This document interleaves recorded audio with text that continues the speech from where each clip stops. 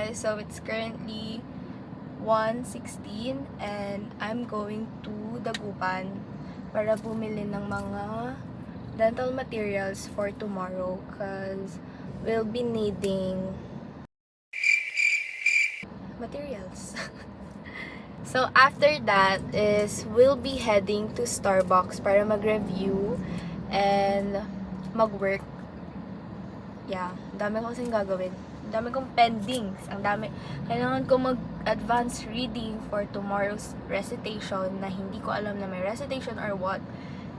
Product costing and mag-edit ng vlog. So, that's my goal na matatapos ngayon. Kasi nag-procrastinate ako kasi you know, ang cozy ng weather the past few days and natulog lang ako na nag-Netflix.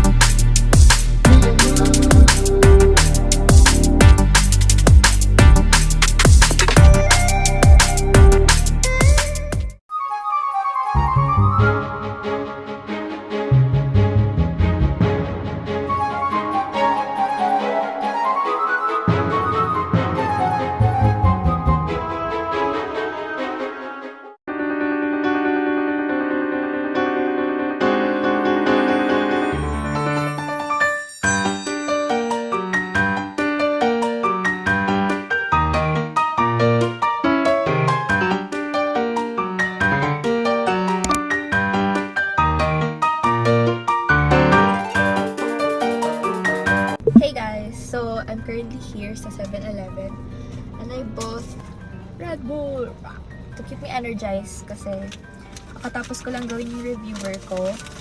Then, i-memorize ko siya ng 2 hours.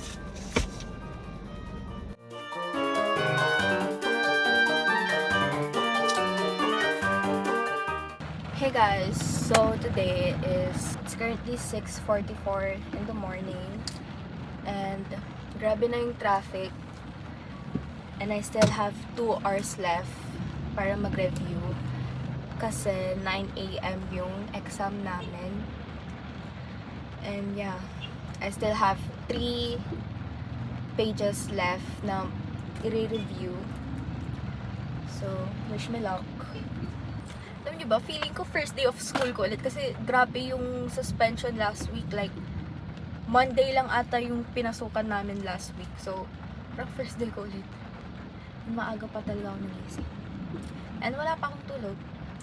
At least, fresh. See you guys later. Bye!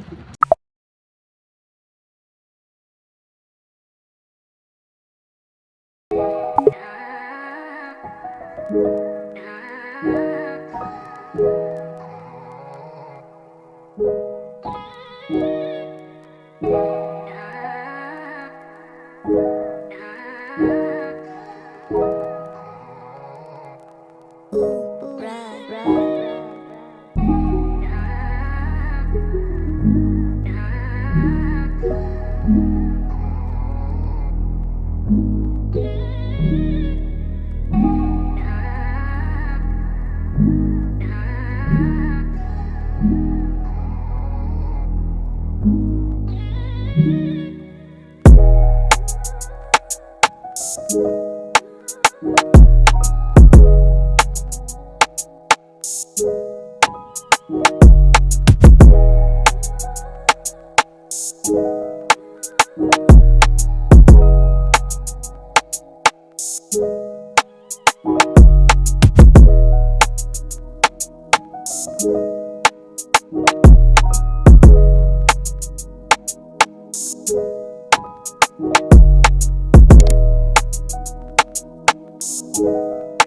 guys, so I just got here sa school and kaka-announce lang nila na walang pasok. So, kanina, sabi ko, nagtataka ako sa bakit nakalock yung gate? Tapos sabi nung guard, ay wala pong pasok, kaka-announce lang. Sabi ko, Sabi ko, kuya may exam po kami, sabi ko.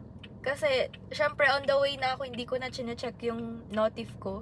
Then, nakita ko yung announcement, sabi nila, walang pasok. So, sabi naman, all these efforts, wala. Pero it's a good thing din kasi at least meron na akong na-review para hindi na ako mag-cram next week. So, yeah. Sayang lang yung gas ko and all.